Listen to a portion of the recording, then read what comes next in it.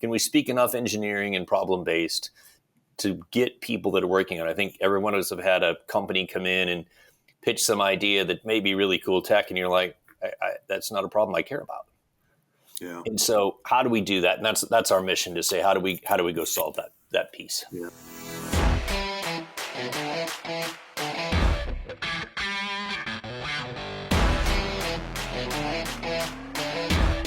Welcome to the Swine Health Blackbelt Podcast. My name is Dr. Clayton Johnson, and I'm the host of the podcast. Joining me in our illustrious podcast studios this week is Dr. Jim Lowe. Dr. Lowe and I have known each other for many, many years, and pleasure, Jim, to have you on the podcast.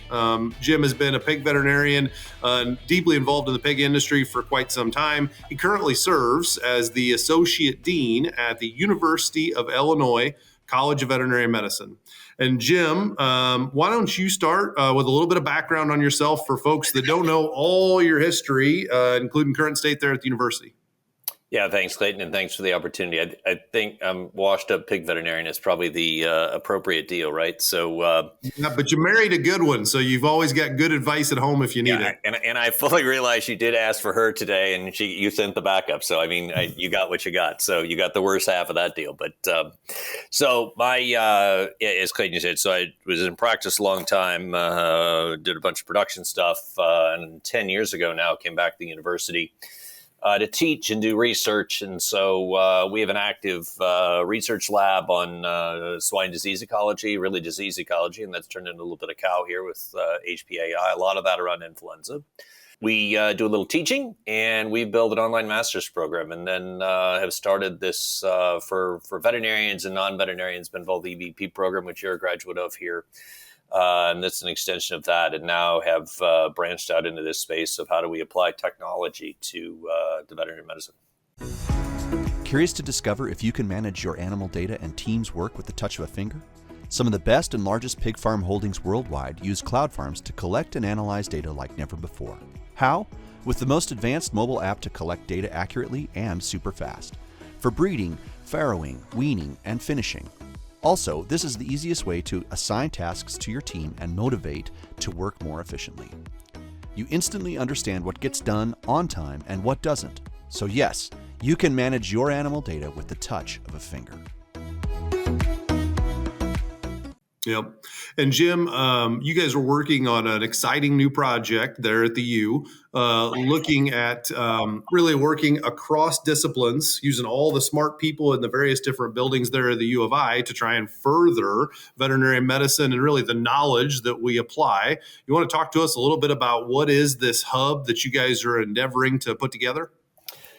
Yeah, thanks. And I think that's the key, is the word collaboration. So it's our Center for Hub for Veterinary Innovation. And the idea is, how do we go take technology that's really been used in a lot of other spaces, either in healthcare or non-healthcare, and how do we apply that to improve the care and management of animals? And so realizing, right, that particularly in the food animal space, right, that veterinary care and management all overlap. And so how do we do that? So it's everything from sensors. So, we put collars on cows. Now we know how many times they ruminate, and we've got temperature sensors in barns, and we've got cameras over chickens to know what goes on. But how do we take that really at a grand scale and try to solve some problems that veterinarians and animal producers have, animal owners have, to say, how do we make it better, easier, so it's better, faster, cheaper, right? It's technology.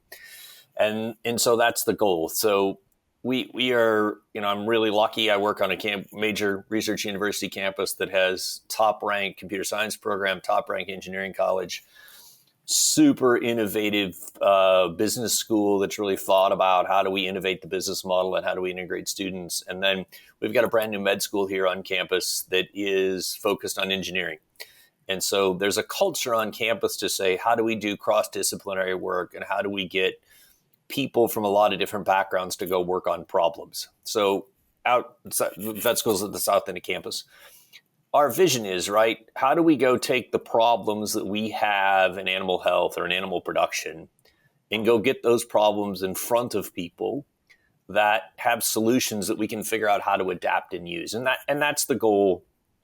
Our role in that is that we're not engineers, although Ben Blair's on former graduate student of mine now on faculty. He is an engineer, so he can really speak the language. He's a veterinarian. But it's how do we go frame those problems up in a way that we can speak both languages? We view our job as translation. Can we speak enough engineering and problem-based to get people that are working on it? I think every one of us have had a company come in and pitch some idea that may be really cool tech, and you're like, that's not a problem I care about. Yeah. And so how do we do that? And that's our mission, to say, how do we go solve that piece? Yeah. Well, medicine is a very imperfect science, right? There are many examples throughout the years of whether it's human health practitioners or animal health practitioners like us. We have used the best knowledge that we had available to us at the time to try and solve problems. But, as time gets better, we reserve the right to get smarter tomorrow. And, better knowledge gets developed and we try to apply it. Jim, you guys are kind of taking a unique approach to this knowledge transfer thing. You're trying to put together a whole bunch of knowledge and use technology to transfer it to end users, people that make decisions about animal care, and veterinarians, caretakers, et cetera. You want to talk a little bit about the framework of how you're thinking about that and how you're trying to put that knowledge together and get it in the hands of end users or people that need more knowledge to make good decisions? Yeah, and I think I'm going to use a hybrid corn example, Clayton, because I think it's a really useful one to us, right? So we all think about hybrid corn. It's a university project, so I bring this up. So it's an extension thing, right? It's just how do we do knowledge transfer, and that's important.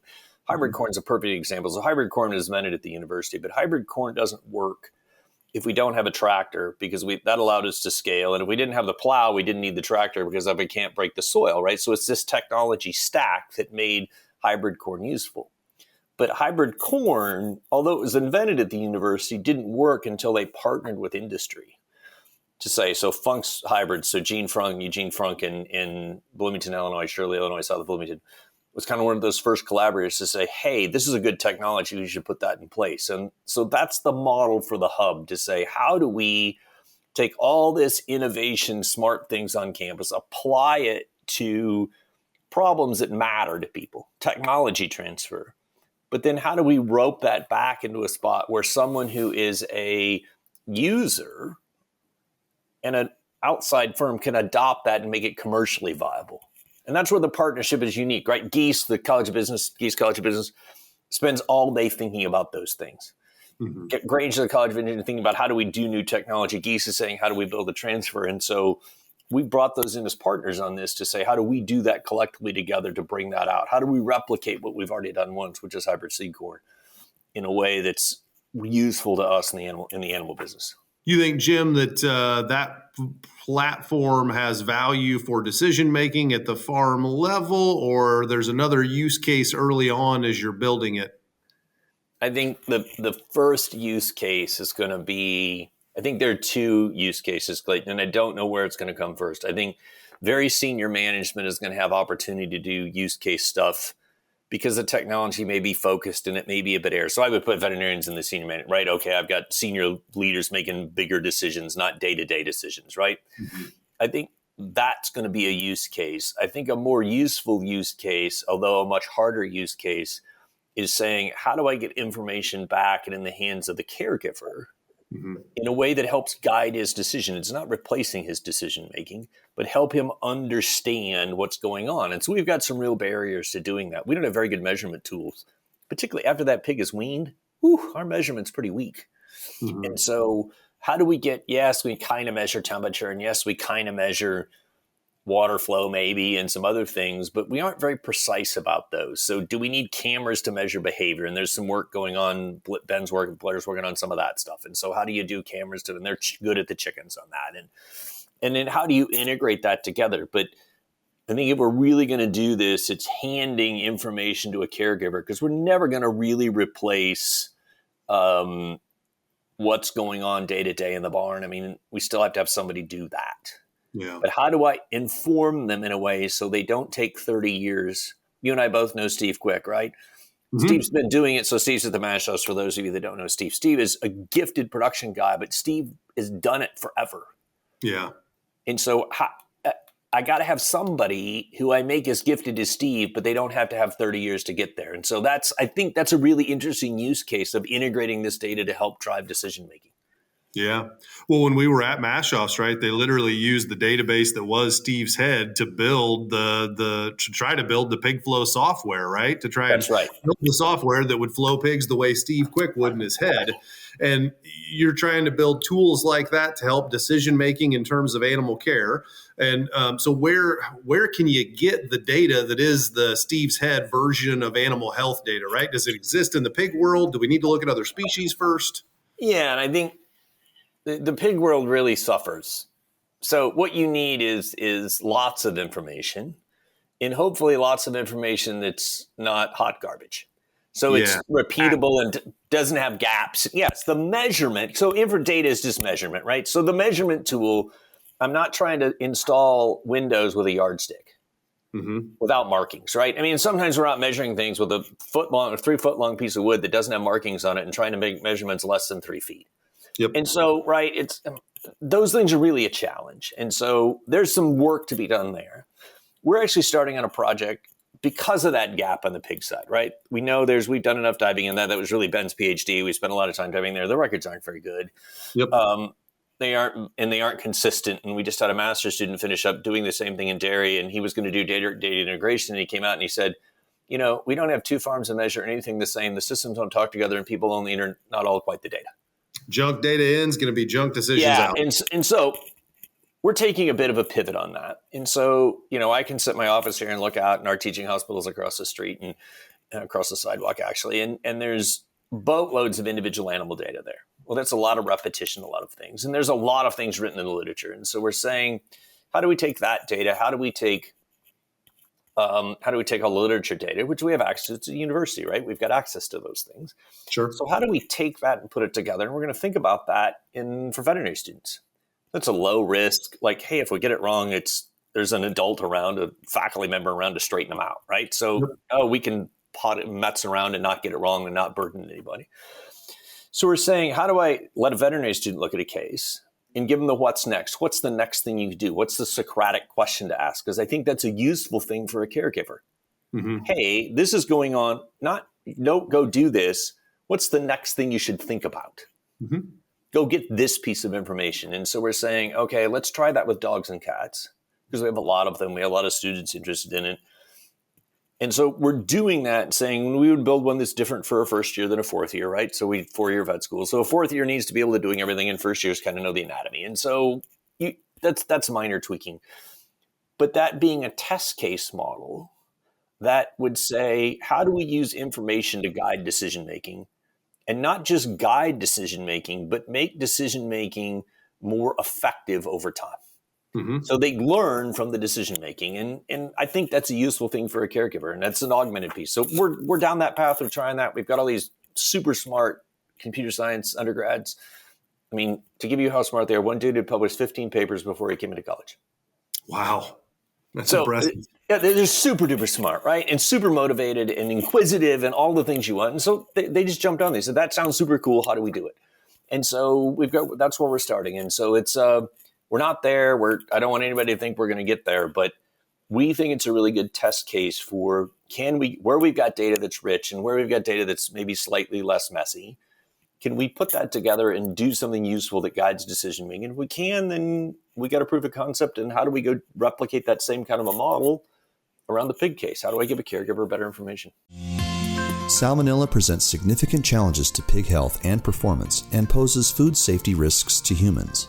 As the first and only vaccine offering live attenuated strains of both Salmonella cholerae and Typhimurium, Enterosol Salmonella TC from Boehringer Ingelheim protects pigs against both serotypes with a single oral dose. Talk to your Boehringer Ingelheim representative to learn more. It's really cool. I love the idea of piloting out with students, safe environment, right? And you're just going to get more data to keep feeding the system and make it smarter and smarter with time. I know you got a passion for education, and really neat to be able to see you apply that technology in that way towards educating young folks. Yeah, and if we get it worked out, then you hand it off to somebody who wants to commercialize it. Absolutely. Right? Absolutely. We don't have to be all things to all people. Prove the idea, work out the bits, hand it off to somebody that's in that business that can go do that and make that useful for pig farmers. Very good. Jim, please tell Erin that I think you did an amazing job as a proxy for her. Yes, well, she may or may not agree, but yes, you can call her later and find out.